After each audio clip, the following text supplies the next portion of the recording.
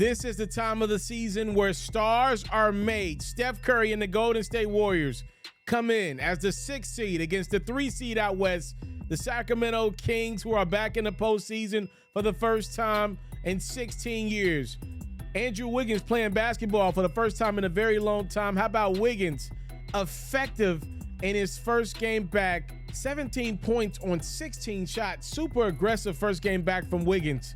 Then here comes the Splash Bros. First, it's Steph. And then how about Klay Thompson? Staying alive in the play after making the pass, knowing his number will get called sooner or later, and knocking down the 3. Warriors take the 4-point lead. How about Malik Monk? Just in grown man mode this entire basketball game. Monk with the deuce. In the third, De'Aaron Fox would finally make his way into the game. Struggled in the first half. Did not struggle in half number 2. How about 29 second half points? He got it going inside, and that would open up the outside. But first, back to his former Kentucky teammate, Monk. 32 points off the bench for Sacramento. We got a close one in the 4th. That's when him steps up and knocks in a 3. When you're that great, you just get one name. We just gonna call him a pronoun, him. Other end, Fox, the clutchest player in the NBA this season, responds. Then how about Klay? Oh, we got ourselves a game in Sacramento. The stars are shining. With the Kings down 3 minutes and some change to go, it's Fox for 3. And then Fox with the dish to Sabonis. And the Kings take the 5-point lead with 3 minutes to go. They're still up 3. A minute to go, it's Curry, 2 of his 30. In the closing seconds, the Warriors are still down 3. Curry gets a look, but it is no good. Game number 1 goes to the home team. De'Aaron Fox, 38 points, 19 came in the 4th. They light the beam as the Kings take a 1-0 series lead against your reigning NBA champion Golden State Warriors. 126-123, your final from a very fun and electric atmosphere in Sacramento.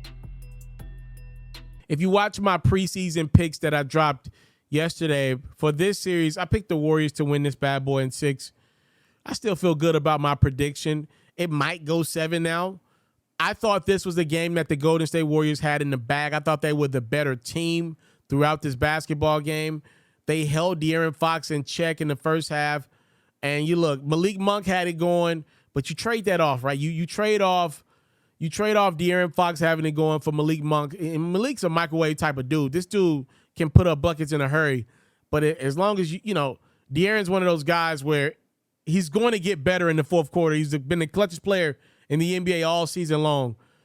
You'd rather have Malik Monk with the high hand and De'Aaron not really having it going. De'Aaron got it going, though, in that 3rd quarter, and really picked it up late for Sacramento as they were able to steal game 1 and take the 1-0 series lead there at home.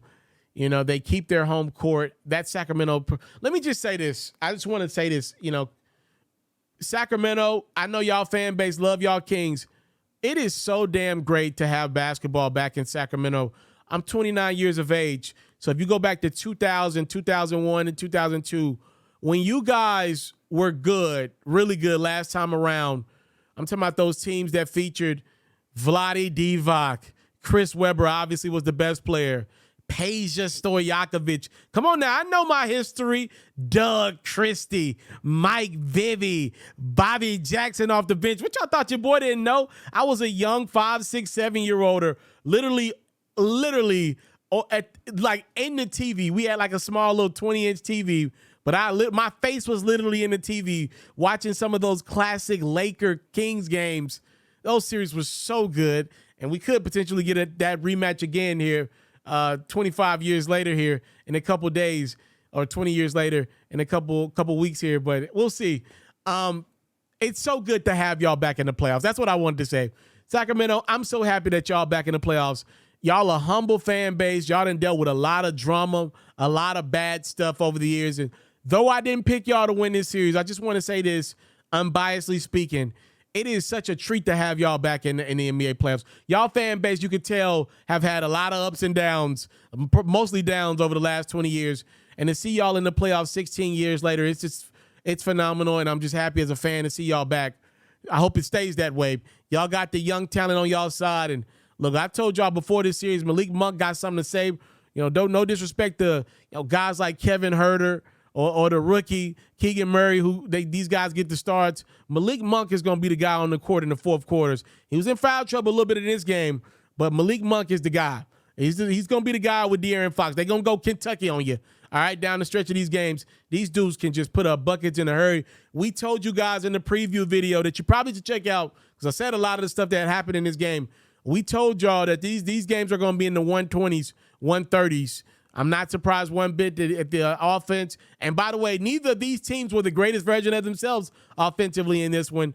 The minus Sabonis, Draymond Green thing played out just how I thought it would. Sabonis really struggled, which is why I thought the Warriors should have got game one. Yeah, Draymond's just going to be a nightmare for Sabonis. And Sabonis dealing with that hand injury that he's been dealing with for months now. I think he's going to really struggle in this series.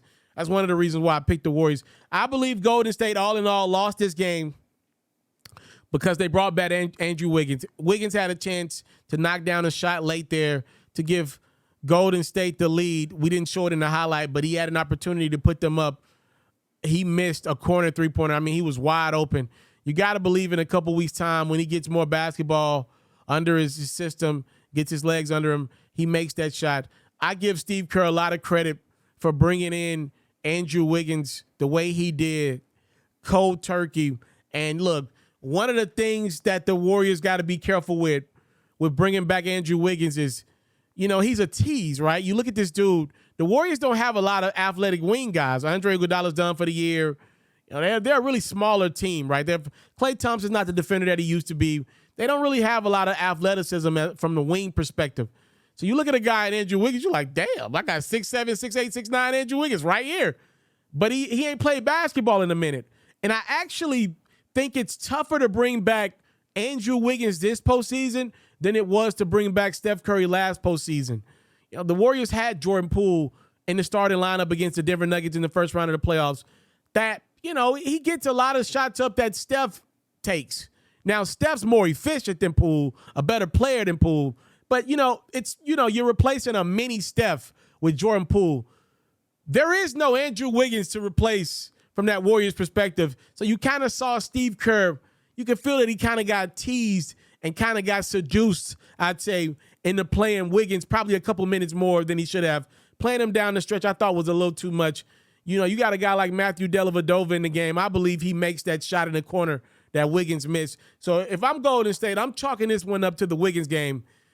We'll see Steve Kerr and company make adjustments in game two and, maybe pull Wiggins out late in those games there in favor of a guy that's capable of knocking that shot down right now at this point in the year. You don't have time to lose games. Wiggins got a wide open look and he missed. And he could have attacked the rim, by the way, and got a deuce, but he missed a wide open three, and that was a costly one.